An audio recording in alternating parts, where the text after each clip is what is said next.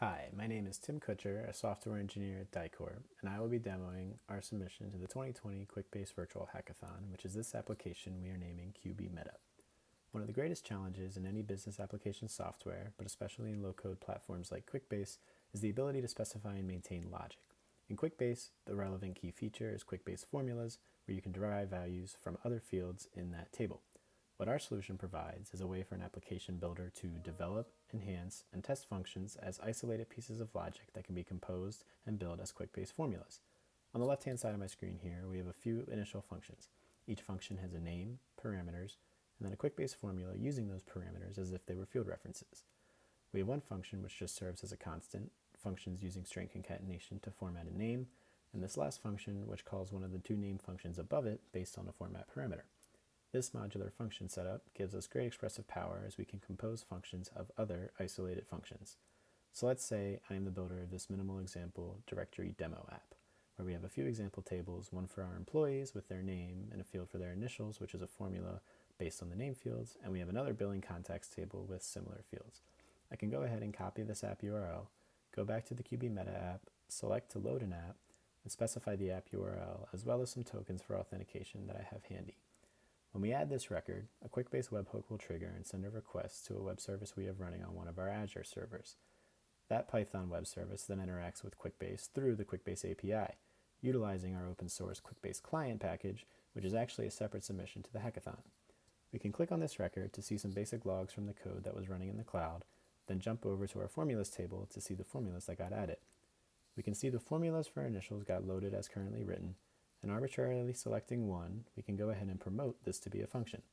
Clicking Promote to Function allows us to set up this formula as a new function where we could optionally update the name, parameters, or the definition itself. Now for each of the formulas, we can specify they use this function, passing parameters to use its first and last name fields. This helps us adhere to the dry, don't repeat yourself principle, where now our logic is shared instead of duplicated. Along with specifying logic, the key to maintaining it is the ability to test it. So we can go and select our new initials function, go and add a new test case, and set up a test case where we test that string literal parameters max and Scherzer should result in the MS initials. And then we'll set up another test case that test initials are always capitalized for names like Jacob deGrom. However, the way we wrote our function, this test actually wouldn't pass because we don't handle lowercase letters. We can go and trigger another web service by adding a test run record, and when this completes, we can see that one test failed. If we look at the test items, we see that the test that failed was indeed the uppercase related test, where the expected JD did not match the J lowercase d that actually got output. So we should go fix this, but the way we will do so is by creating another specialized function, first upper, which will be the capitalized first letter of some string s. Then our initials function can just use first upper of the first name, concatenate it with first upper of the last name. We can now go and rerun our test by adding another record to the test runs table, leaving a note that we fixed our bug, and once this completes, we should see that all of our tests are now passing.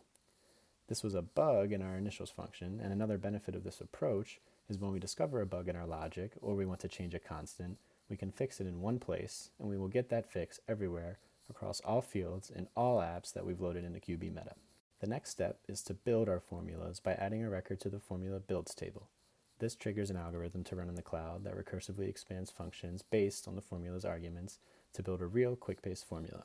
Once this completes, we can go over to our formulas and select the Publish Review report to review the formulas and see that our staged formula is now the expanded version of our initials formula with the uppercase bug fix. The last step is simply to publish our formulas by adding a record to the Publish Formula table, and this will push our formulas back to our original app. And we can see once this completes, if we go to add a new billing contact and we are doing business with Jacob deGrom, we will get the correct initials. This enhanced ability to maintain logic makes our applications as a whole more robust and maintainable, thus making our systems which use QuickBase more responsive. Just like managing software in general, if we can better manage, develop, and test our logic, it becomes easier to update, enhance, and adapt our systems to change.